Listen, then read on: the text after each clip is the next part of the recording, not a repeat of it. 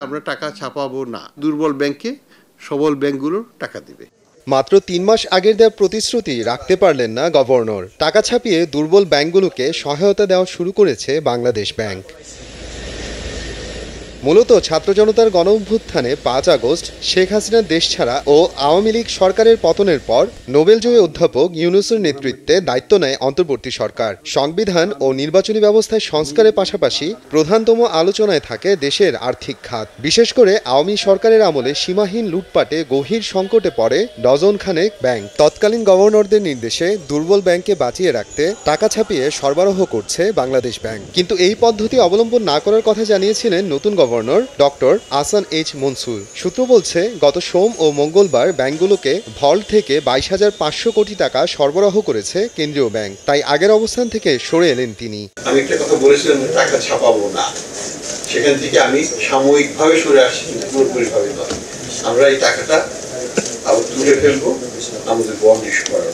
Bond ছাড়ার মূল কারণ হচ্ছে আমরা এক হাতে লিকুইডিটি সাপোর্ট দেবো, আর এক হাতে লিকুইডিটি আমাদের বাজারের যে তারল্য, সেটাকে কিন্তু আমরা যেটাকে আমরা বলি যে টাইট মনিটরি পলিসি, সেইটাই যে আমরা এক হাতে দেবো।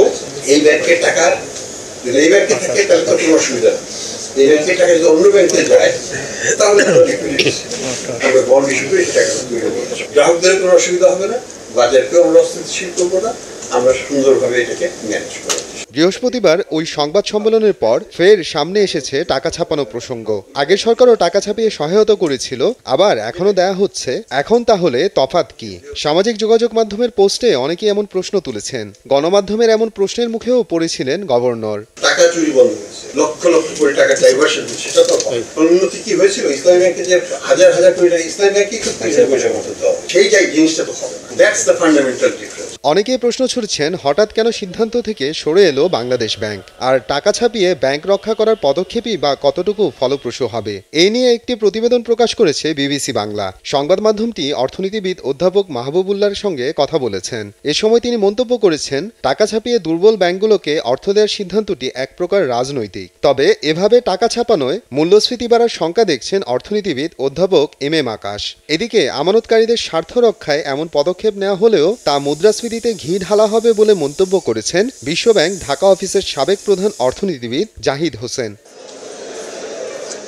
মূলত আওয়ামী লীগ সরকারের আমলে ব্যাপক অনিয়মের কারণে তারল্য সংকটে ভুগছে বেসরকারি খাতের অন্তত 12টি ব্যাংক। এর মধ্যে 8টি ব্যাংকের মালিকানায় এর আগে ছিল বিতর্কিত শিল্পগোষ্ঠী এস আলম গ্রুপ। গত সেপ্টেম্বরে এসব ব্যাংকগুলোর জন্য একটি গ্যারান্টি স্কিম চালু করে বাংলাদেশ ব্যাংক। তবে তাতে খুব একটা সাড়া মিলছিল না।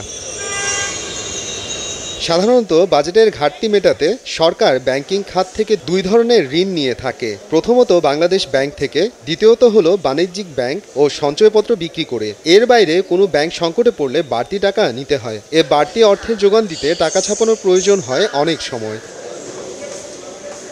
গ্রাহকদের ভোগান্তি বিবেচনা সহ চলমান বাস্তবতায় টাকা ছাপানোর বিকল্প ছিল কিনা তাও কয়েকজন অর্থনীতিবিদের কাছে জানতে চেয়েছিল বিবিসি বাংলা। সহজ বিকল্প না থাকলেও দুর্বল ব্যাংক রক্ষায় টাকা ছাপানোর বিষয়টিকে উভয় সংকট বলেই মনে করছেন তারা। এর মধ্যে দিয়ে বড় চ্যালেঞ্জ হয়ে দাঁড়িয়েছে বাজার ও মুদ্রাস্ফীতি নিয়ন্ত্রণ। তবে এখান থেকে উদ্ধার পাওয়া সহজ ব্যাপার নয় বলে মত অর্থনীতিবিদদের।